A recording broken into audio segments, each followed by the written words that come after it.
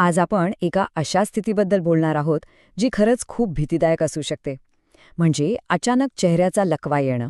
यालाच बेल्स पॅल्सी असं म्हणतात. आणि हे समजून घेणं इतकं महत्त्वाचं का? कारण योग्य माहिती असली ना की अर्धी भीती तिथेच निघून जाते. जरा विचार करा. तुम्ही सकाळी झोपेतून उठता, आरशात बघता आणि एकदम धक्काच बसतो.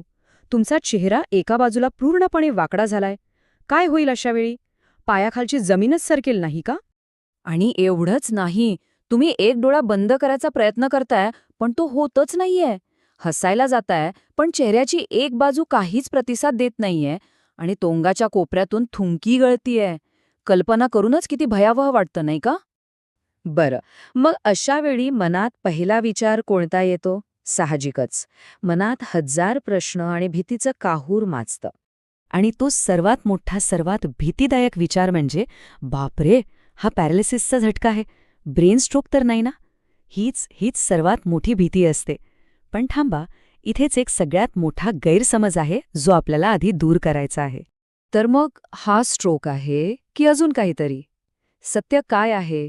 चला आपण हेच समजून घेऊया. कारण या दोघातला फरक ओळखता आला ना, की भीती तर कमी होतेच, पण पुढे काय करायचं याची दिशाही स्पष्ट होते. तर सगळ्यात आधी एक गोष्ट डोक्यातून काढून टाका. हा ब्रेन स्ट्रोक नाहीये. हो, याला म्हणतात बेल्स पॅल्सी. आणि याचा तुमच्या मेंदूशी काहीही संबंध नाही. मग हे होतं कशामुळे? तर आपल्या चेहऱ्याच्या स्नायूंना कंट्रोल करणारी जी नस असते ना, जिला फेशियल नर्व्ह म्हणतात, तिला फक्त सूज आल्यामुळे हे सगळं होतं.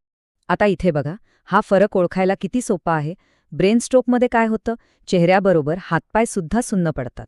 पण बेल्स पाल्सीमध्ये फक्त आणि फक्त चेहऱ्यावर परिणाम होतो. आणि एक सगळ्यात सोपी खूण, बेल्स पाल्सीमध्ये ज्या बाजूला लकवा आहे तिकडच्या कपाळावर तुम्ही आठ्या पाडूच शकत नाही. पण स्ट्रोकमध्ये ते शक्य असतं. पाहिलं किती महत्वाचा फरक आहे हा? अच्छा, मग जर हा स्ट्रोक नाहीये, तर मग हे होतं तरी का? याची काही अगदी साधीसुधी कारणं असू शकतात. चला बघूया काय आहेत ती. बऱ्याचदा यामागे एखादं व्हायरल इन्फेक्शन असू शकतं. किंवा कधीकधी तर अगदी साधं कारण, म्हणजे प्रवासात गाडीची खिडकी उघडी आहे आणि कानात थेट थंड हवा लागली, तरीसुद्धा त्या नसेला सूज येऊ शकते. आणि हो, काही केसेसमध्ये तर याचं नेमकं कारण समजतही नाही. ओके, तर कारणं तर आपण पाहिली, पण त्याहीपेक्षा महत्त्वाचं काय आहे? तर अशा परिस्थितीत नेमकं काय करायला पाहिजे हे माहीत असणं. आणि इथेच लोक सगळ्यात मोठी चूक करतात.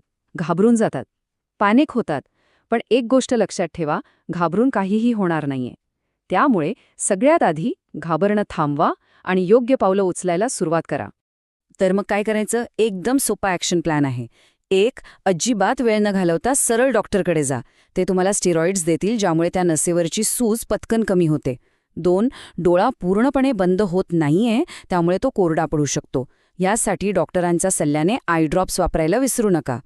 आणि 3. लगेच फिजिओथेरपी सुरू करा. साधे सोपे व्यायाम जसं की फुगा फुगवणं, हसण्याचा प्रयत्न करणं, याने स्नायूंना परत ताकद मिळायला खूप मदत होते. म्हणून हे गोष्ट पक्की लक्षात ठेवा. वेळ सगळ्यात महत्त्वाची आहे.